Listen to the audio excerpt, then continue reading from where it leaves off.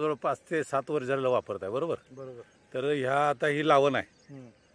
तर या लावणीमध्ये काय फरक जरा मला सांगा आणि किती दिवसाची लावण आहे? लावण 1 महिने लावून आहे. बरं. 1 महिने लावून आहे. 2 आळवण्या 2 फवारण्या घेतल्या. हां. त्यामुळे फुटवा पण भरपूर झाला आहे आणि उंची पण वाढलेली आहे. मला जरा दाखवा, जरा फुटवा आणि उंची दाखवा. उंची आता जवळपास किती लागते? तुमच्या छाती बरोबर लागते बरोबर. आणि फुटवे बघाल तर किती फुटवे झालेत?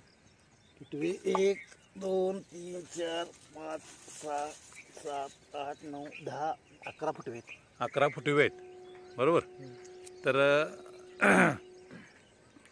आता बरोबर 1.5 महिन्याची लावण तुमच्या शेजारी पण आहे बरोबर आहे ना. तर त्यांच्यात आणि तुमच्यामध्ये काय बदल झालाय बरं? केवढा मोठा फरक आहे?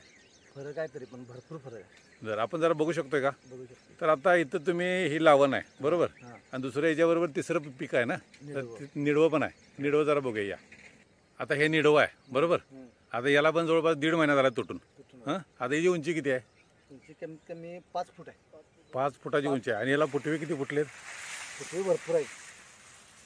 भरपूर फुटवे आहेत. 1 2 3 4 5 6 7 8 9 10 11 12 13 14 15 16 17 18 19 20 21 22 23 25 26 27 28 29 30 फुटवे आहेत. 30. होय.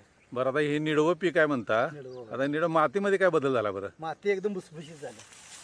त्यापुढे सारखी माती खूपच आता बरेच दिवस झाले तुम्ही वापरते, त्यामुळे मातीमध्ये खूपच मोठा बदल झालेला आहे बरोबर. तर आता हे निडवं आहे बरोबर. आता निडवं किती एकर आहे? 1 एकर आहे. आणि ती लागण कितीची ती? 1 एकर आहे. 1 एकर आहे. आता मला थोडासा कंपॅरिझनला शेजारचा ऊस बघूया की तुमच्यावर लावण केली आणि त्यांच्यात आणि तुमच्यामध्ये काय फरक पडला जरा. चला तिकडे. हां प्रकाश साहेब, आता ही पण तुमच्याबरोबरची लागण आहे. आता ह्या लागणीमध्ये काय बदल आहे बघा? इथं वापरलेलंच नाही आहे. तर किती हिची उंची आहे?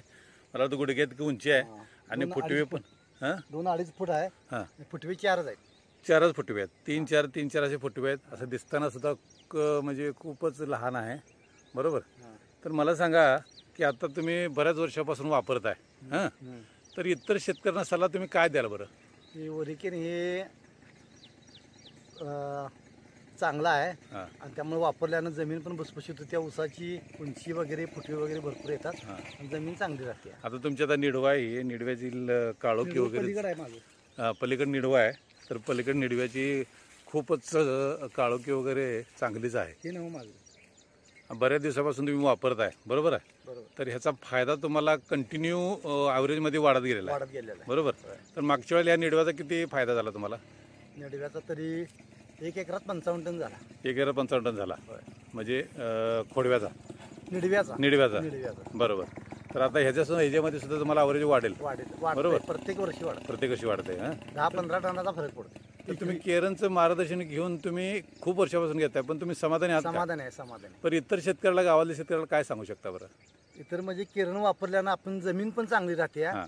जमीन भुसभुशीत राहते आणि उत्पन्न पण भरघोस निघते बरोबर. तरी सगळ्यांनी वापरलं तरी फायदेशीर आहे. रासायनिक खत कमी करून ह्याचा जर वापर केला तर जमीन आपली कायम जिवंत राहणार. बरोबर. तर मी तुमचा आभारी आहे. तुम्ही केरन कंपनीला माहिती दिल्याबद्दल धन्यवाद. नमस्कार. ठीक आहे. Okay sir.